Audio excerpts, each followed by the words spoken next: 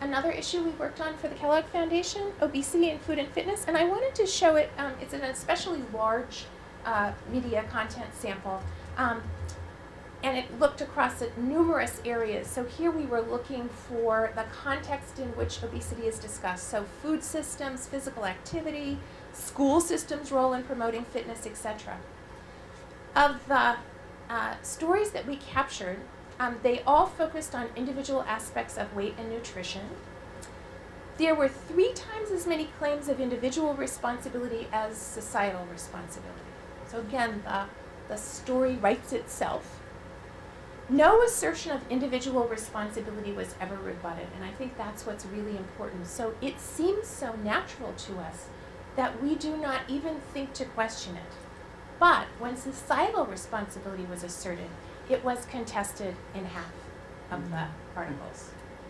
So the claim, so somebody trying to make the claim that these things are embedded in the systems was so difficult for people to think that there was contesting information. And here's an example of a perfect news storm story where the anchor says, whose fault is it if you're fat? The CDC says 2/3 of all Americans are overweight.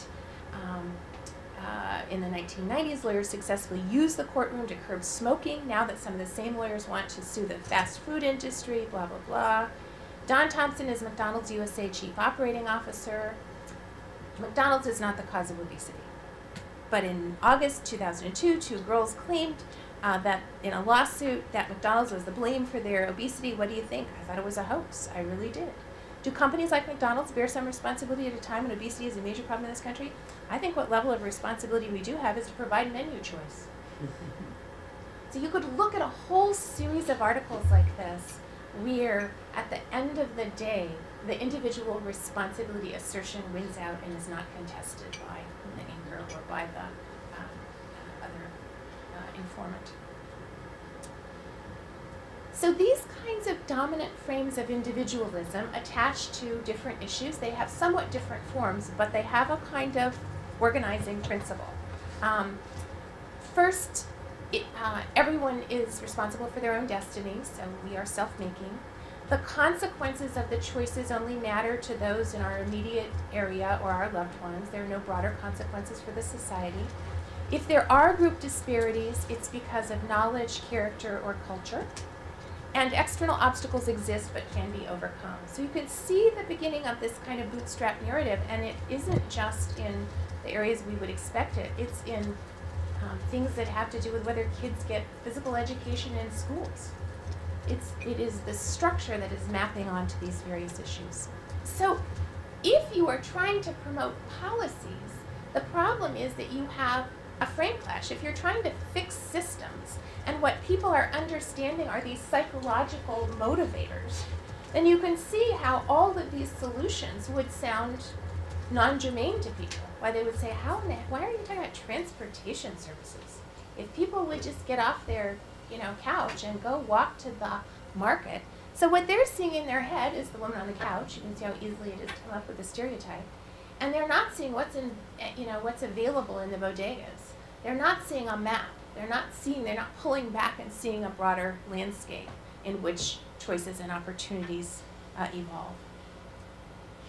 So this is another way of sort of looking at this. If you were trying to talk to people, as we are with this woman at the bottom, does it make sense to think of obesity as a sickness in terms of stressing your body or making it harder to walk? No, I think obesity is a state of mind. People can be obese and be happy with themselves and not care if a person says, oh, you're fat. And we're trying to push these kinds of policies. So there is a mismatch between the discourse and the structural identification of the problem and policy solutions that would further amend those structures. I think one of the most hopeful examples of turning an issue from an episodic issue into a thematic issue is what people did on tobacco control, where they literally figured out at some point that what was being done to them, as much news coverage as it got, would never lead them to systemic reforms. So this is kind of the documentation of that frame. It's tobacco as an individual vice. So if it's an individual vice, it defaults to personal responsibility. There's bad behavior of teenagers, but we know that. That sticks exactly to our framework of expectation. You can't obviate freedom of choice. That's a core American value. This may be a drug addiction, but it's regrettable and personal, and it's the responsibility of parents to instill values and just say no. So there's a complete logic to this kind of episodic take. And what the tobacco control people did, and very intentionally did, was to change that discussion and to think, how do we get it to be attached to societal structures? And they said, this is an issue of corporate responsibility. The bad behavior is the behavior of the industries, which know that they are manipulating people's addictions. This is a deviant industry, not like other industries, and it's the responsibility of government to protect us from these defective products, just like it does from car problems. And we need protection from the FDA, not just say no programs. And so this kind of shift is possible, but it takes some understanding of both what is being done to you, what you are up against, and how to shift to a more systemic story. So as Richard Rodriguez says, the stories invent us. As we learn them, they then predict the next way that we will tell the story. So now to the third geographic area of the swamp. There are parts of the swamp that are so aggressive that they eat incoming information, which is to say that we have such strong mental models attached to issues that all you need is one little cue of something and things rise up out of the swamp and eat your incoming information. Roger Schenck, an artificial intelligence researcher, says it this way, which I think is quite elegant. Finding some familiar element causes us to activate the story that is labeled by that familiar element, and we understand the new story as if it were an exemplar of the old one. It means we find a story and we say, oh yeah, that one. And once we found that story, we stop processing information. So this is why we are frugal cognators, why we can quickly go about our work, because we are not thinking all the time, oh dear, what is global warming, what is obesity, what is structural racism, but we have these mediating ways of thinking about things that can map on very quickly and reduce information to these kinds of simplifying heuristics. So if you think about this guy's reading a newspaper and he's scanning the article, and things are in that article, what we would call frame cues, values, metaphors, messengers, and he's trying to figure out, what is this about? What is this about? And those frame cues tell him what it's about, what is the problem, what are the solutions, and who is responsible. And they do that in very truncated form. So if the picture is of an individual next to an article about earned income tax credits, it is signaling to him or signifying to him that this is an issue of individual responsibility. So aligning these frame cues becomes terribly important if we're going to overcome these structural biases. But at the point that he makes these connections, that they literally congeal for him, he's done. He knows what this is about and he's ready to move on. So again, back to our people, venal, self-interested people who live in red or blue states, what people who study the interaction of cultural models would say is that it's not that people are not environmentally predisposed. It's that the cultural models that they're using to think about these issues are the wrong ones for progressive policies. They are reaching into their little mental toolkit, to mix a metaphor in the swamp, and they're pulling up things that are telegraphing individualism. So on environmentalism, if you talk to people about what should be done, people will say, I don't think enough people are recycling. If those people would just get their bottles into their bins, I mean, I think we could do this. Well, that's not going to help with global warming, which is a structural problem. So the kind of constant choice of these wrong mental models leads people in the wrong direction. So this is in our work on education. I want to show how the mental models available to experts are not those available to ordinary people. So in education, if we talk to experts, they would say education is a complicated network, a system. There are lots of people involved in that system. There are lots of levels of education. What happens at the school board is going to affect what is done in the classroom. They would see lots of people in the community. that there are opportunities for education in the community, in internships, in working with scientists, etc.